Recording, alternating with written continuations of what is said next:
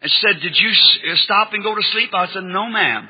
There's a man in that tree, and he told me not to drink and not to smoke. Drink whiskeys and things. And I was packing water to a moonshine still right then. And he said, don't you never drink or defile your body in any way. That's immoral, you know, and my young manhood with women. And to my best, I have never one time been guilty of such. The Lord help me of those things, and as you go along, you'll find out. So then, don't drink or don't smoke or do not defile your body, for there will be a work for you to do when you get older. Well, I told that to Mama, and she just laughed at me, and I was just hysterically. She called the doctor. And the doctor said, well, he's just nervous, that's all. So she put me to bed, and I never from that day to this ever passed by that tree again. I was scared. I'd go down the other side of the garden because I thought there was a man up in that tree. And he was talking to me. Great, deep voice that spoke. And then sometime about a month after that, I was playing marbles out with my little brothers out in the front yard. And all at once I had a strange feeling come on me. And I stopped and sat down on the side of the tree, and we were right up on the bank from the Ohio River. And I looked down towards Jeffersonville, and I seen a bridge rise up and go across the river, span the river. And I seen 16 men, I counted them, had dropped off of there and lost their lives on that bridge. I run in real quick and told my mother. And she thought I went to sleep, but they kept it in mind. And 22 years, the municipal bridge, now it's many of you cross when you cross there, crossed the river at the same place, and 16 men lost their life building that bridge across the river. It's never failed to be perfectly true. As you see it here in the auditorium, it's been that way all the time. Now, they thought I was just a nervous, which I am, a nervous person. That's true. And if you ever notice, people who are inclined to be spiritual are nervous. Look at poets and prophets, and look at William Capper, who wrote that famous song, There is a Fountain Filled with Blood Drawn from Emmanuel's Veins. Did you ever, you know the song? I stood by his grave not long ago. Brother Julius, I believe, yes, that's right, was with us over there. And his grave, and there after he had wrote that song, the inspiration left him. He tried to find the river to commit suicide. See, the Spirit had left him. And people like poets and authors prophets. Look at Elijah. When he stood on the mountain and called fire out of the heaven and called rain out of the heaven. Then when the Spirit left him, he run at a threat of a woman. And God found him pulled back in a cave 40 days later. Look at Jonah with enough inspiration when the Lord had anointed him to preach there in Nineveh to a city with the size of St. Louis, repented with sackcloth. And then when the Spirit left him, what happened to him? We find him up on the mountain after the Spirit left him, praying to God to take his life. And see, it's inspiration. And when these things happen, it does something to you. Then I remember coming on up, I got to be a young man. I'll hurry to make it within the next little bit. When I got to be a young man, I had ideas like all young men. Going to school, I found them little girls. I was real bashful, and I finally got me a little girlfriend. And like all little boys, about 15 years old, I guess. And so, she was pretty. She had eyes like a dove, and she had teeth like pearl, and a neck like a swan, and she was really pretty. And another little boy, we were buddies, so he got his daddy's old Model T Ford, and we got a date with our girls, and we was going to take them out riding. We got enough, about 2 gallons of gas, and we had to jack the back wheel up to crank it. I don't know whether you ever remember that or not, to crank it, but we was going along pretty good. And so I had a few nickels in my pocket, and we stopped at a little place and you could get a ham sandwich for a nickel.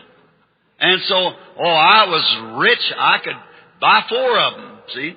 And after we'd eat the sandwiches and drink the Coke, I started taking the bottles back.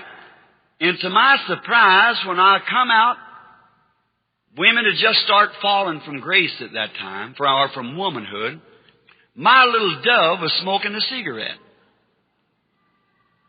Well, I've always had my opinion of a woman that would smoke a cigarette, and I haven't changed it one bit from that time on. That's right. It's the lowest thing she can do. That's exactly right. And I thought, now the cigarette company could get after me for this, but I'm telling you, that's just a stunt of the devil. It's the biggest killer and sabotage this nation's got. I'd rather my boy be a drunkard than to be a cigarette smoker. That's the truth. I'd rather see my wife laying on the floor drunk than to see her with a cigarette. That's how. Now, if this Spirit of God that's with me, if that is the Spirit of God, as you might question, you smoking cigarettes has got a slim chance when you get there. Because that just every time you notice it on the platform how he condemns it, it's a horrible thing. Keep away from it, ladies. If you have been guilty of that, please, in the name of Christ, get away from it. It breaks you. It'll kill you. It's a cancer by the carloads. The doctors try to warn you. And then how they can sell you that stuff. If you go down to the drugstore and say, I want to buy 50 cents worth of cancer. Well, they come lock them up. But when you buy 50 cents worth of cigarettes, you're buying the same thing. Doctors say so. Oh, this money-mad nation. It's too bad. It's a killer. It's been proved. Well, when I seen that pretty little girl just acting smart, this cigarette in her hand, that like to kill me, because I really thought I loved her. And I thought, well, now I'm called a woman hater, you know that, because I'm always kind of against women, but not against you sisters. I'm just against the way modern women act. That's right. Well, good women should be packed along, but I can remember when my father's still up there running, I'd have to be out there with water and stuff, see young ladies that wasn't over 17, 18 years old, up there with man my age now, drunk, and they'd have to sober them up and give them black coffee to get home to cook their husband's supper.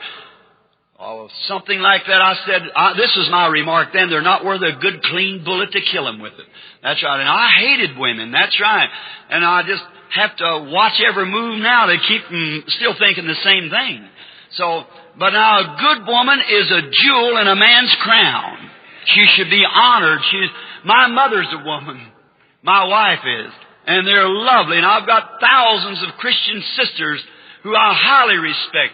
But if they can respect what God made them, a motherhood and a real queen, that's all right. She's one of the best things that God could give a man was a wife. Besides salvation, a wife is the best thing if she is a good wife. But if she isn't, Solomon said, a good woman is a jewel in a man's crown, but a ornery one or no good one is water in his blood.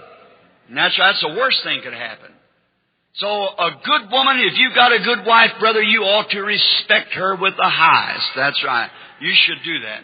A real woman. And children, if you've got a real mother that stays home and tries to take care of you, keeping your clothes clean, sends you to school, teaching you about Jesus, you should honor that sweet old mother with all that's in you. You should respect that woman. Yes, sir, because she's a real mother. They talk about the illiteracy of Kentucky mountains. You sit in this here dog patch stuff. Some of them old mammies out there could come here to Hollywood and teach you modern mothers how to raise your kids. You let her kid come in one night with her hair all messed up and lips, what do you call it? Makeup stuff they put on their face and her dress all squeezed to one side and been out all night drunk. Brother, she'd get one of the limbs off the top of that hickory tree and she'd never go out no more. If you had a little more of that, you'd have a better Hollywood around here and a better nation. That's right. It's true. Just try to be modern. That's one of the tricks of the devil. Now, this little girl, when I looked at her, my heart just bled. I thought, poor little feller. And she said, "Oh, you want a cigarette, Billy?" I said, "No, ma'am." Said, "I don't smoke." She said, "Now, you said you didn't dance. They want to go to a dance, and I wouldn't do it."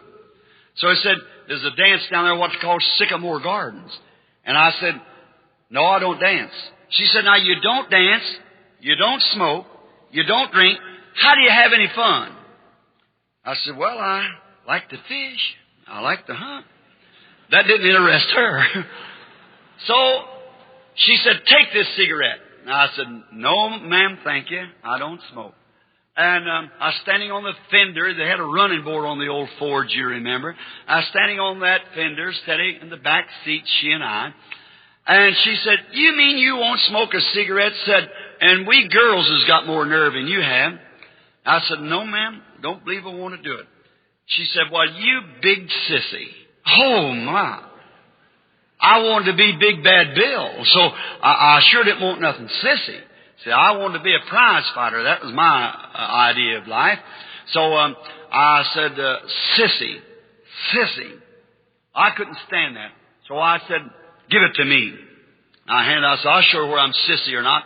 Got that cigarette out and started to strike the match. Now, I'm not responsible for what you think. I'm just responsible for telling the truth. When I started to strike that cigarette, just as much determined to smoke it as I am to pick up this Bible, I heard something going. I tried again. I couldn't get it to my mouth. I got to crying. I threw the thing down. They got to laughing at me. And I walked home. Went up to the field, sat down out there crying. And it was a terrible life. I remember one day Dad was going down the river. The boys, my brother and I, we had to take a boat and go up and down the river hunting bottles to put the whiskey in. We got a nickel a dozen for them to pick them up along the river. And Dad was with me, and he had one of these little flat, I believe, about a half-pint bottles. And there's a tree had blown down, and Dad, this man was with him, Mr. Darnbush. He had a nice boat, and I wanted to find favor with him because I wanted to use that boat. It had a good rudder. Mine didn't have no rudder at all. We had this old boards to paddle with. And if he'd let me use that boat. So he done welding, and he made the stills for Dad. So they threw their leg up across that tree, and Dad reached in his back pocket and pulled out a little flat bottle of whiskey, handed it to him, and he took a drink, handed it back to Dad, and he taken a drink. He set it down on a little sucker on the side of the tree that went out. And Mr. Darnbush picked it up and said, here you are, Billy. I said, thank you, I don't drink. He said, a Branham and don't drink? Everyone died with their boots on, nearly. And he said, a Branham and don't drink? I said, no, sir. No, Dad said, I'll raise one sissy.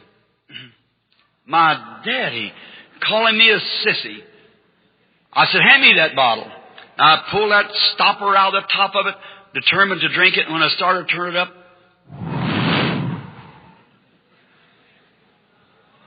I handed the bottle back and took off down through the field as hard as I could, crying. Something wouldn't let me do it. See, I could not say, well, I was any good. I was determined to do it. But it's God. Grace. Amazing grace that kept me from doing those things. I wanted to do them myself, but He just wouldn't let me do it. Later on, I found a girl when I was about 22 years old. She was a darling. She was a girl that went to church, German Lutheran.